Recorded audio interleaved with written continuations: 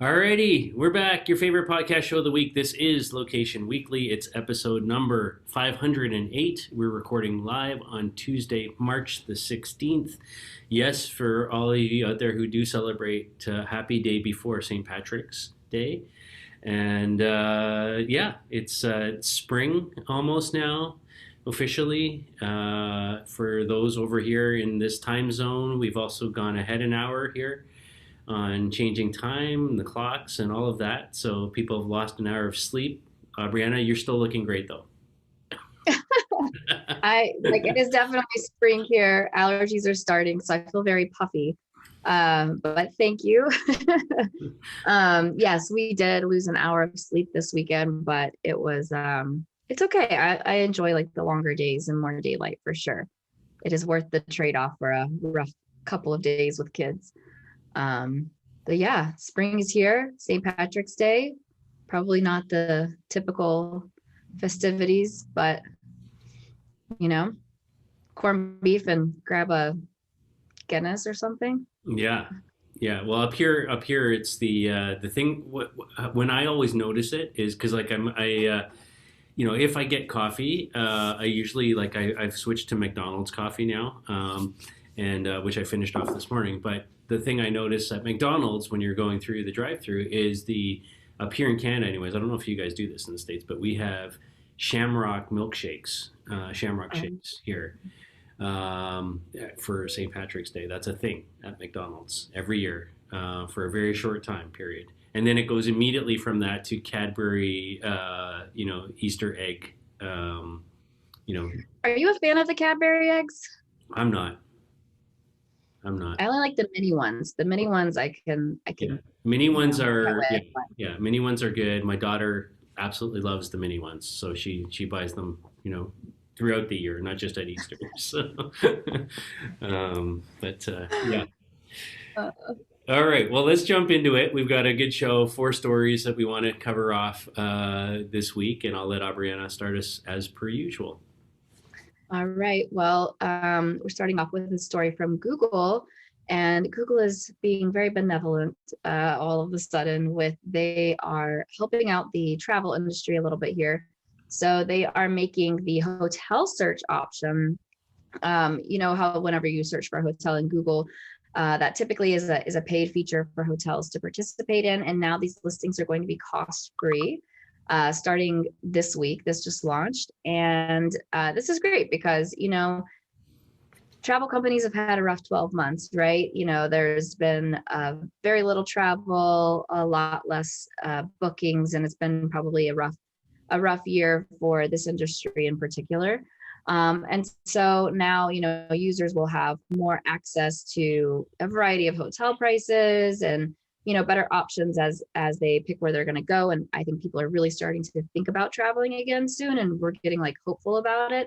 And so, they're saying that they're really just trying to help people find what they're looking for as they start to consider traveling and meet consumer needs, as well as helping the travel industry kind of get back out there and in front of consumers as people are open to it. So, I mean, good story. This is something that's obviously helpful for those probably like those smaller boutique hotels and things that are individually owned, right? Even though they may be franchises that are having a rough time putting people in beds there. So I think that this would be, it's good that they're offering this and being so kind. Google. Oh, Google, always so kind, always so generous, with their time and their technology.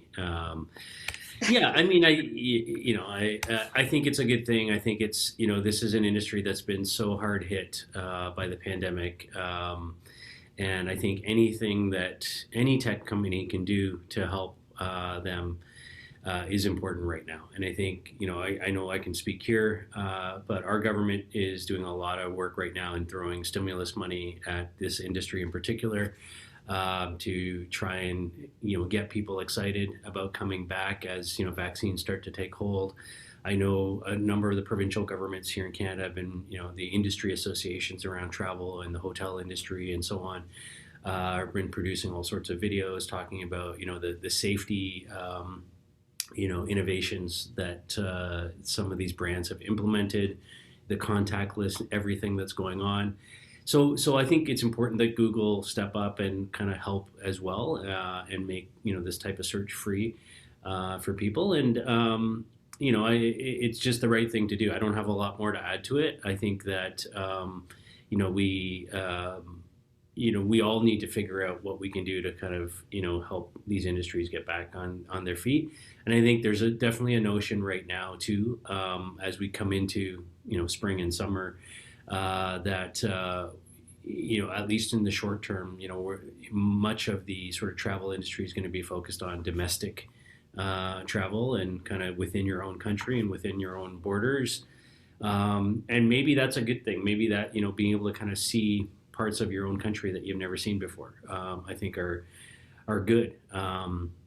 And supporting other businesses that way. And I think this type of thing, in terms of being able to find stuff and not sort of have the fees associated with that from a Google point of view, I think is really a really important step forward for the industry. So I definitely applaud it. So there you go.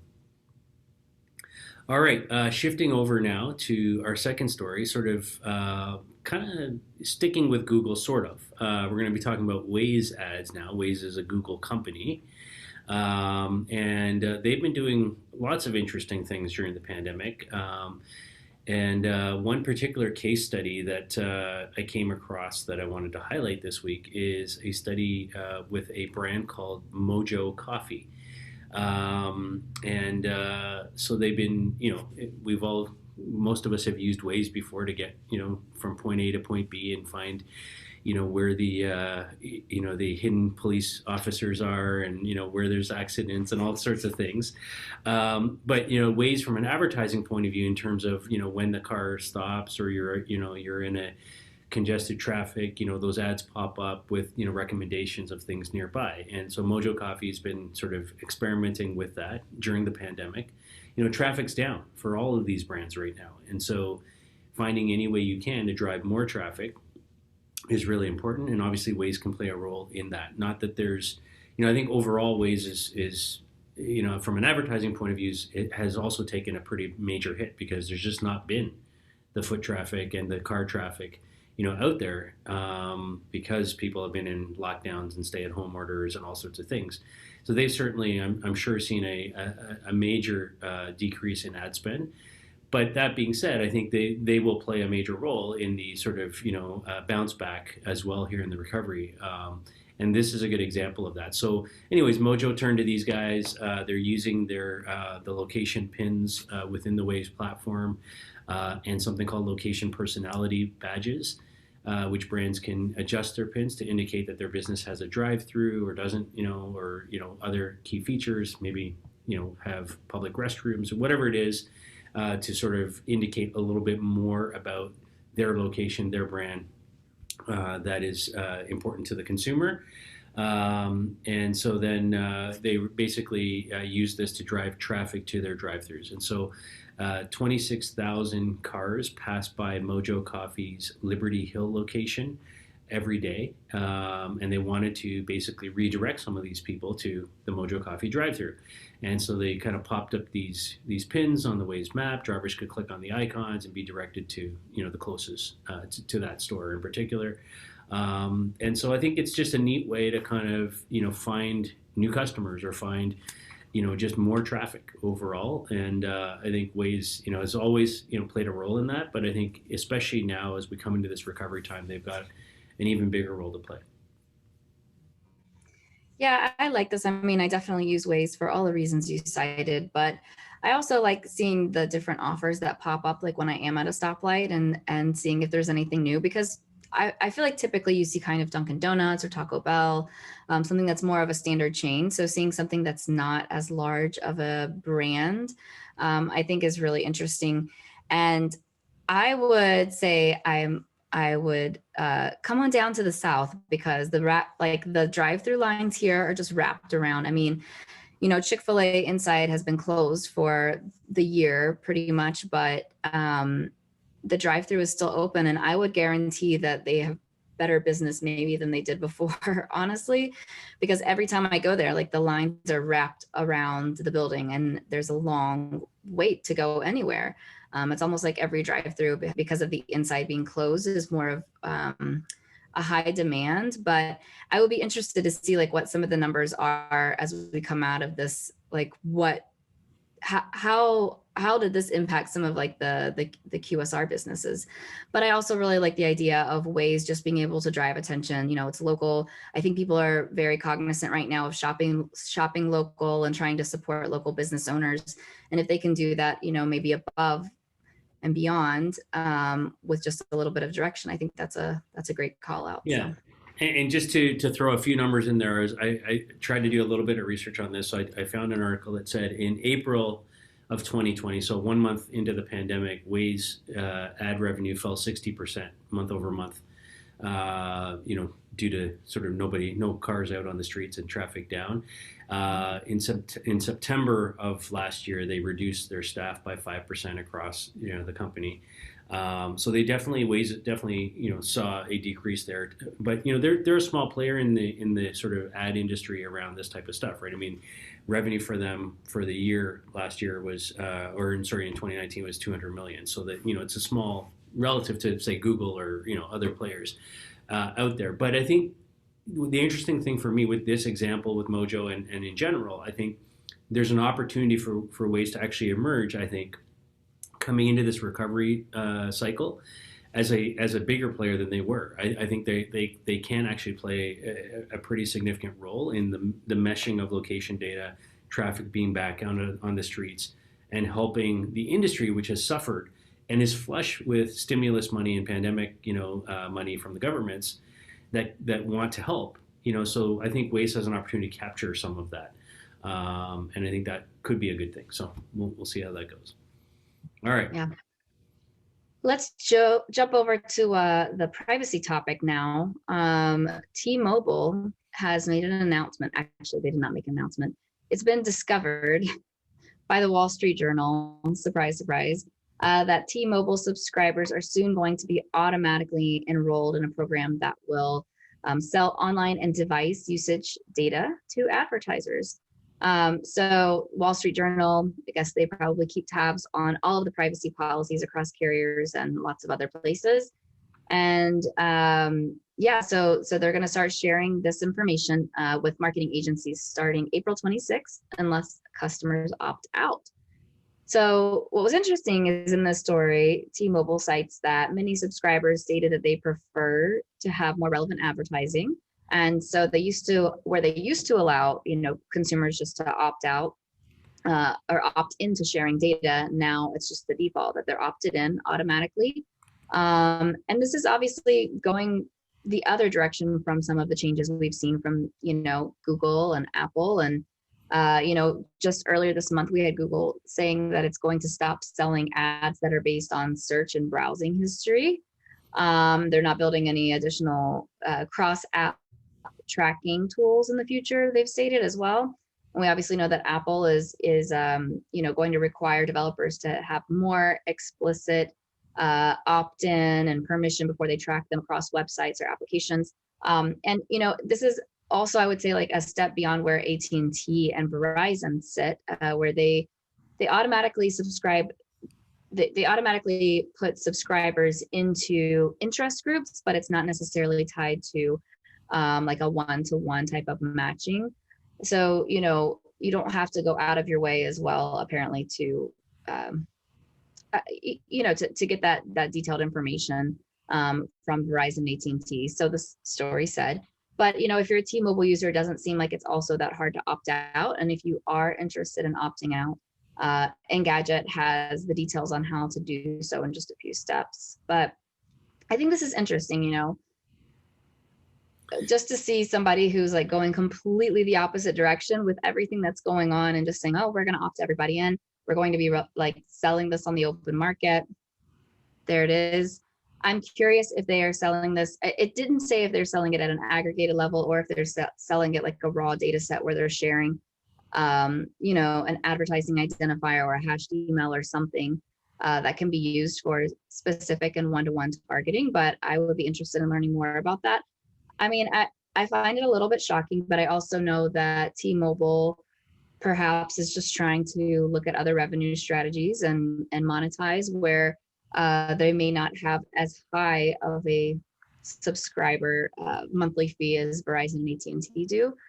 But yeah, this is very intriguing to me. You kind of scratch your head, but what do you think?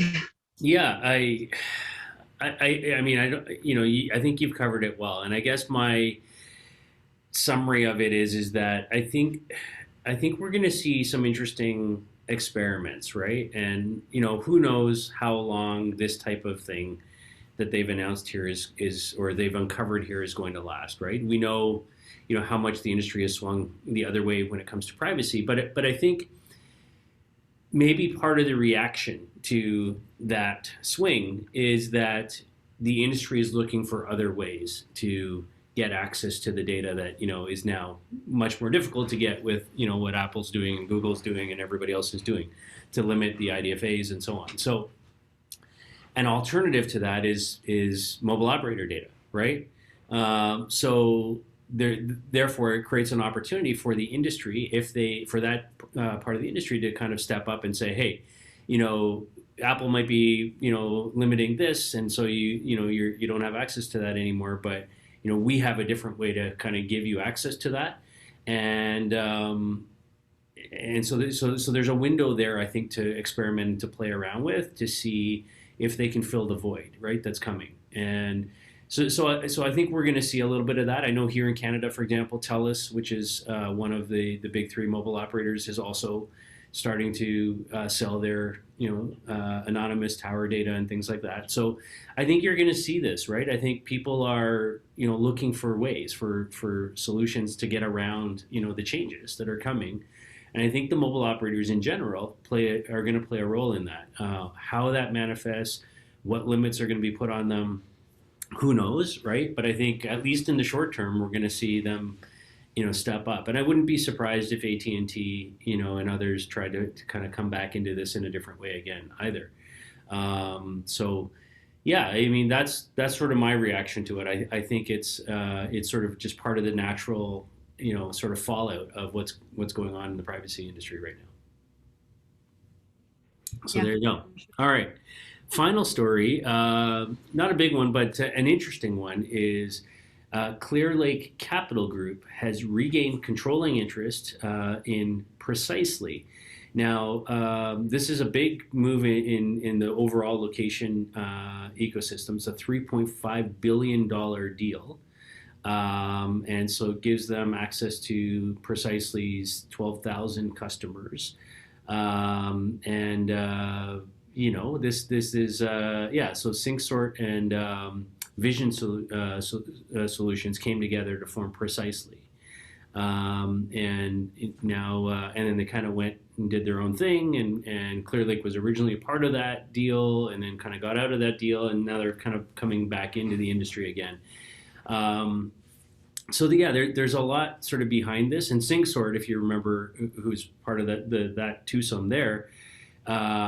Came from the acquisition of Pitney Bowes location business, right? So there's a lot of location data history here. This is a very mature part of the industry with decades and decades of background and history and data and customers and experience, mostly enterprise type stuff. Not so much in the ad space, but more in the sort of that enterprise, sort of banking and finance and utility companies and telecom and big geospatial data and all of that. I think, this is an interesting move. I don't have a lot to say about it at this point. It's it's a financial move and an acquisition, but I think it shores up, this part of our industry in a very solid way. And I suspect that there's an infusion of capital here that is going to allow Precisely to go out and roll up some other smaller companies into the portfolio in fairly short order. So I've got some ideas on that. I'm not going to throw them out and speculate right now, but I think there's some companies out there that are struggling because of the privacy changes that we just talked about. but have some interesting IP and some interesting tech talent and things like that that could be a good fit for what Precisely and Clearlake, may be doing here. So I'll leave it at that. Any thoughts you have? Yeah, I mean, I was thinking of years ago, there was a company called Maponics that was acquired by Pitney Bowes, Yeah. who had a lot of mapping software. I think they sold to a lot of like the real estate, companies like the Zillows, so that they could do the great schools type of mapping, all of those different things. And then they sold to Pitney Bowes. Pitney Bowes rebranded as Precisely, and then now this reacquisition, and that's a lot of money. It's a big company. They have a lot of different products, a lot of different solutions that they're offering, and I do agree with you. I think we're going to see a lot more acquisitions of smaller companies in the future. Looking at like geospatial mapping, location data. There's probably a lot of companies that are going to be, I would say, on the market very soon with low price points because, their revenue is going to be kind of going down as their data goes down as well. So this will be Yeah. interesting one to watch. Yeah, great historical reference there. I remember the early days of working in the LBMA and with Darren Clement, who was the chairman of Maponics back in the day. And just great company, solid, guys with lots of experience in the industry, doing. They were really known for those sort of predefined geofences and things like that, and yeah, there's a lot of heritage in sort of inside of Precisely now with these acquisitions they've done over the years and the data that they hold. So I think there's a lot of opportunity for them. So yeah, amazing. So that's it. That's our show for this week. 4 stories, a wide range of things there that we covered off. And we just thank you for listening and watching. And please reach out to us if you have feedback, story ideas, criticism, whatever it is. We want it all. Let us know. And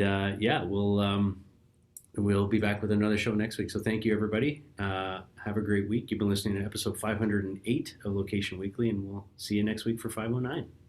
Bye. Bye.